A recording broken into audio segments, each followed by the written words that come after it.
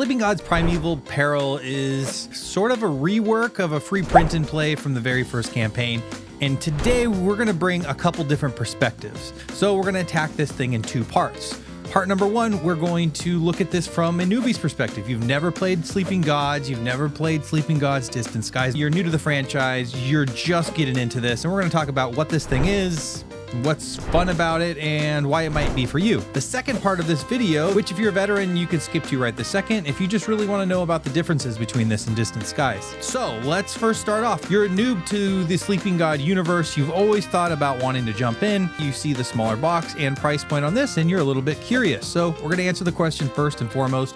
What is this game? This is a slightly open world, slightly on rails adventure. And if you listen to the comparison a little bit later in the video, you'll really know what I'm talking about there. But just know there are exploration elements to this. It's just not a wide open world going any direction whatsoever. You have a map that has branching rivers and you can essentially pick your own path and decide what you want to explore. But it is up to an extent an adventure on rails. The story is you are in a fishing boat on San Francisco Bay, and all of a sudden you find yourself in this what seems to be a far off land, traveling down the river a la Jungle Cruise. The only difference is you're not staring at animatronics, listening to a witty tour guide. Instead, a member of your party is being kidnapped by a monster and flying away, and it is your party's job to go find that person, bring them back, and somehow magically get back to San Francisco. And how do you do that? Well, on the second turn of the game, there's a card that activates in, you go into a little bit of dialogue. You find out that you need to collect this rare resource, which is a blood flower. You need 20 of them, and once you get 20 of them, you have to find this undisclosed place. You get a little bit of a description of what it might be, and turn those things in and hopefully trigger the end game, find the missing person, and get back to San Francisco. And how do you go about doing this? Well, you make your way down a river spending a resource in time. You can spend up to 5 time per turn before you have to reset and draw an event card. Event cards are what start each and every turn. They're mostly badish events that give you some form of a resource. Sometimes they're good events and they just give you a resource for free. However, after that, you're now spending this resource of 5 time at a time to move down the river, explore points of interest, and those points of interest will lead to dialogue that fleshes out the story, quests and quest cards that ask you to go do things or give you hints on how to go find things. I'm being coy there as to protect some of the story. Or in some cases, you're triggering combats. In many of these explorations, you're going to come across 2 speed bumps.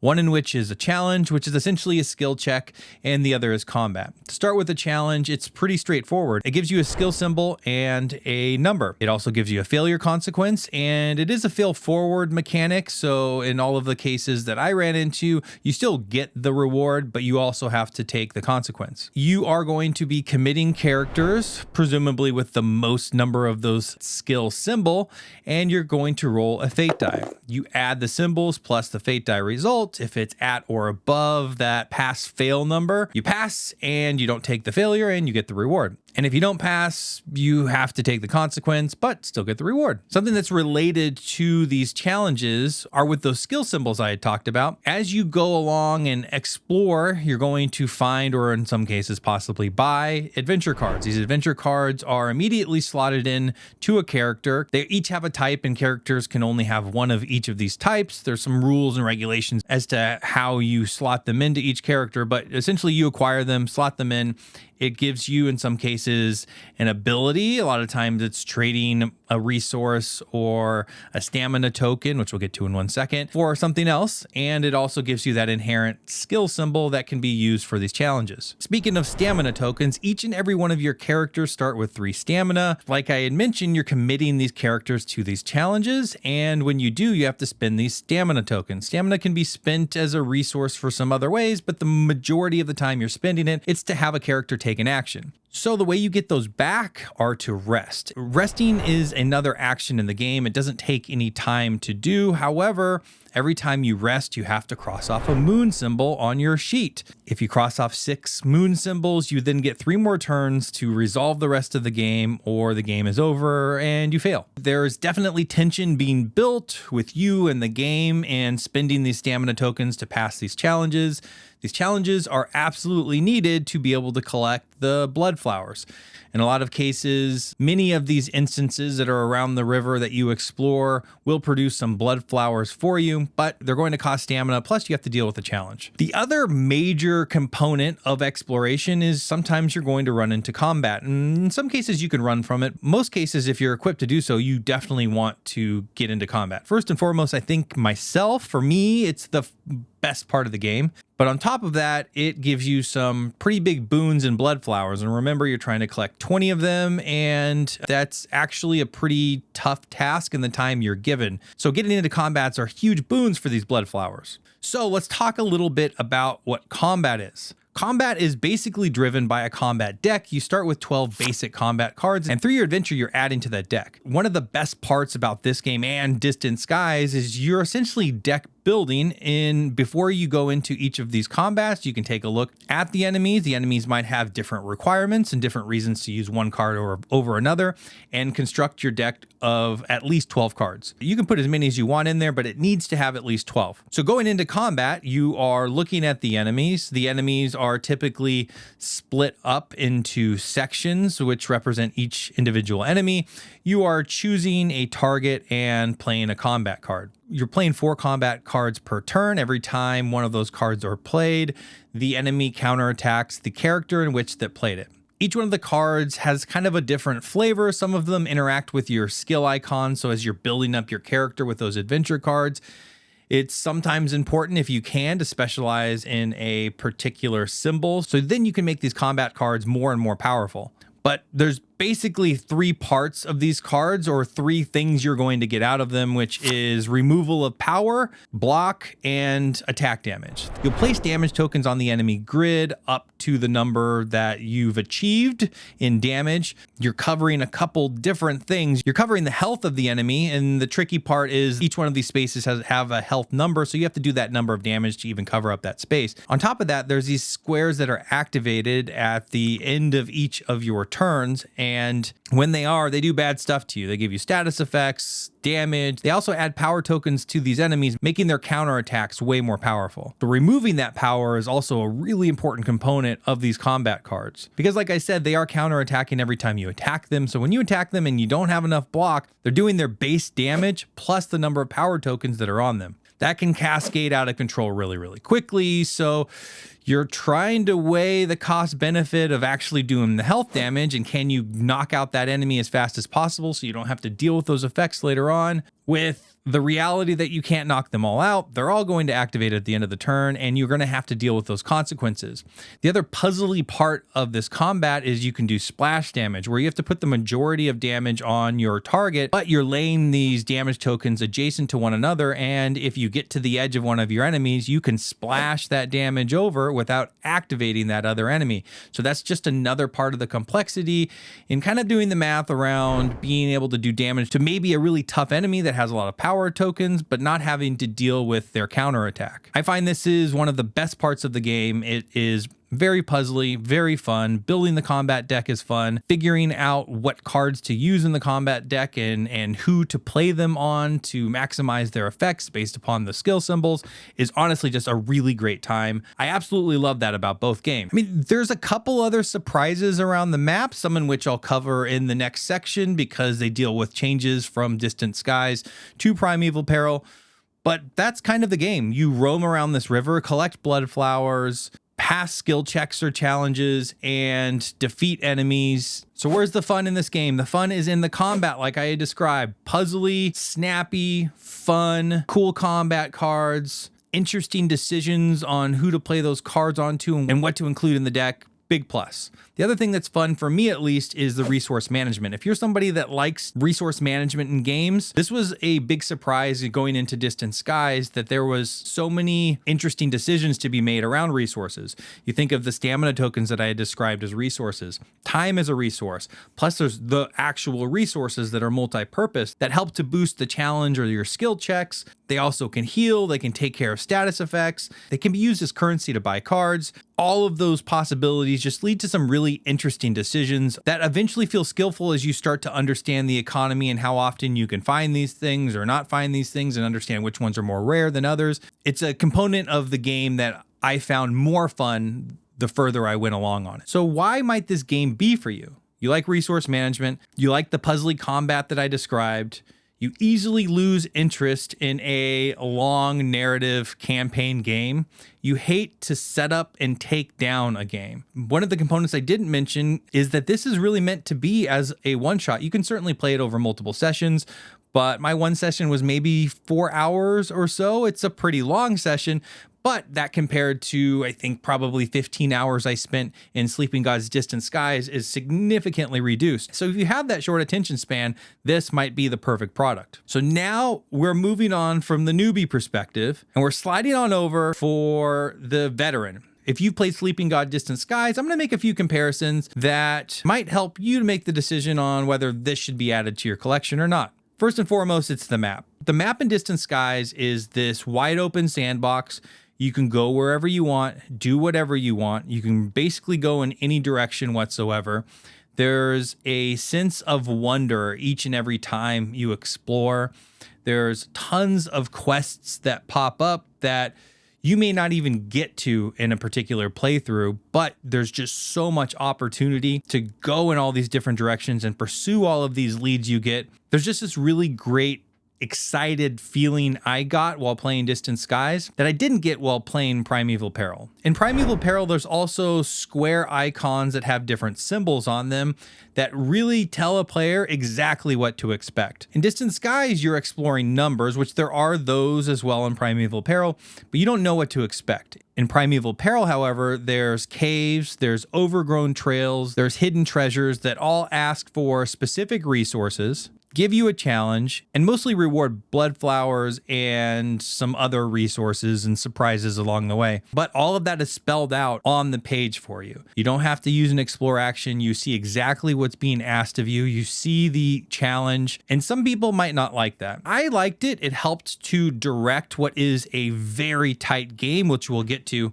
and helps a player understand how to go achieve the goals they need to because you are on the clock. Basically, all of those square symbol places are a really good source of blood flowers. They are what supplement these larger groups of blood flowers that you'll get through some combat and bigger events. The other square are trader squares. I actually really liked this addition. They allow you to go spend the coin resource for cards.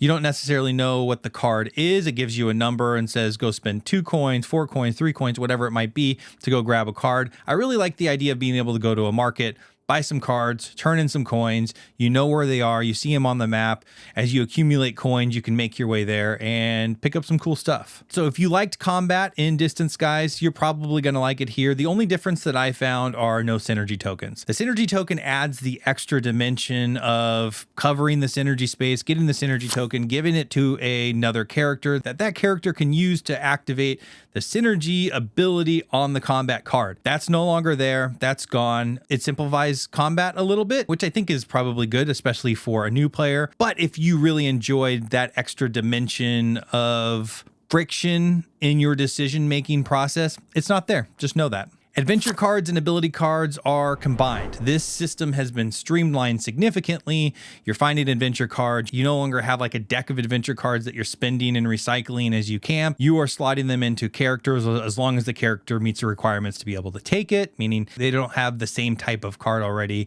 slotted, but you're slotting it in. That's also how you get the extra skill symbols, where before you would be drawing those skill cards each and every time and having to equip them by paying for other skill cards. Both of those systems are now combined, which I think is probably a better, sleeker version of both systems. I didn't particularly love the ability card system in Distant Skies, but I did love the adventure cards, and I felt like the adventure cards, at least from what I saw, are much more interesting in Distant Skies There's obviously way more of them, just a broader game. The ones that I happened to come across were fairly benign, and I didn't necessarily use a lot of the abilities. I will say I had quite a few that were the abilities triggered on your rest action. That was kind of nice, being able to kind of gather that income as you went. I remember in the adventure cards, I would always forget to play them before I rested. There was always a group of them that I'd be playing essentially as that same income. So this kind of streamlines that component a little bit. But if you really enjoyed both of those systems being separate and the complexity of managing both, that's gone now. It's streamlined. Just know that. The biggest and probably the most concerning for a lot of people is the story runs a little thin. I think considering the game is significantly shorter, there just wasn't space for kind of the character development and side quests that you found in Distant Skies. I had already spoken on the map and this kind of loss of sense of wonder, which is something I really, really enjoyed. That is definitely the hit on this game. And, I wanted to come at this from two different perspectives, because if I just review this from the perspective of me of already playing Distant Skies, I'd probably say I'd rather play Distant Skies. I think the combat is just a little bit better, but that story, wonder, exploration, this idea of you never know what you're going to find, just kind of flipping over rocks and grabbing quests and going and pulling on strings and levers and just seeing what happens. I don't get that feeling here. However, if Distant Skies and the original Sleeping Gods, for that matter, didn't exist and just this game came out, I think it would probably be viewed in a totally different light. If you didn't have the former reference of the big brother and sister in the original and Distant Skies, I think this would probably be lauded as a much better game. It's not that it's gotten bad reviews, it's just always compared to the larger, bigger, more complex versions of itself. And I think this loss of kind of character development and story and wonder was an absolute necessity. This game to me feels more like almost like a roguelike game where you're going through multiple times, picking a couple different paths. In subsequent plays, you get to actually start with new cards. You are slightly more powerful as you go in, but you also are smarter to what's along the path that you went. I will say I maybe visited probably like 15 of 50 kind of interest points that you can explore. So there's still a ton more to go on subsequent playthroughs. There's whole branches of the river I never went to. There's some things I had to skip over just because my characters weren't in good shape and there was no way they were going to pass the challenge. So there's still a ton more to explore in it. And I can definitely see this being a game where your skill continues to improve. And that's part of the enjoyment in it, is being able to manipulate the resources and manage them and get better at combat and improve your score, because there's an in-game score as well. It's just positioned as a totally different product that happens to be in the same world and borrow from similar systems. I think it also has to be mentioned that the value on this thing, while being a smaller box, it's half the price. This thing's $30. To me, it's an incredible offering that has really great replayability for a really good price. So if you absolutely love Distant Skies, the investment to see if this works for you is fairly small. If you're new to the franchise and you just have no idea if this is the right type of game, this is the game that I wish I would have originally started with. And frankly, if I went through this game and I knew that the systems were much the same in Distant Skies, I would be jumping to go get Distant Skies. So I guess that begs the question, is should you just start with Distant Skies? I don't know. It depends on how you want to experience games and if you want to go out and spend $70 or $80 on the big one, or kind of test your luck with the $30 version. Or if you are in it essentially for the story, character development, sense of wonder, sandbox, open world gameplay, go right to Distant Skies. And that is it. That is my assessment on Primeval Peril. Really great game. Lacks a little on the story. Has most of the mechanics that I loved from Distant Skies. The end verdict for me is I'd probably rather play Distant Skies, but I'm happy I played Primeval Peril. And if you've played both of these, I'd love to know from you what you thought. If you've only played Primeval Peril and this was your first entry, I'm really interested to know how you perceived it, because I can't go back and not play Distant Skies and play this first. I'm really interested on how first-time players have perceived this thing and if it was an impetus to you going and trying either the original or Distant Skies. And with all of that said, thank you for making it this far. I really appreciate you. Have yourself a great week.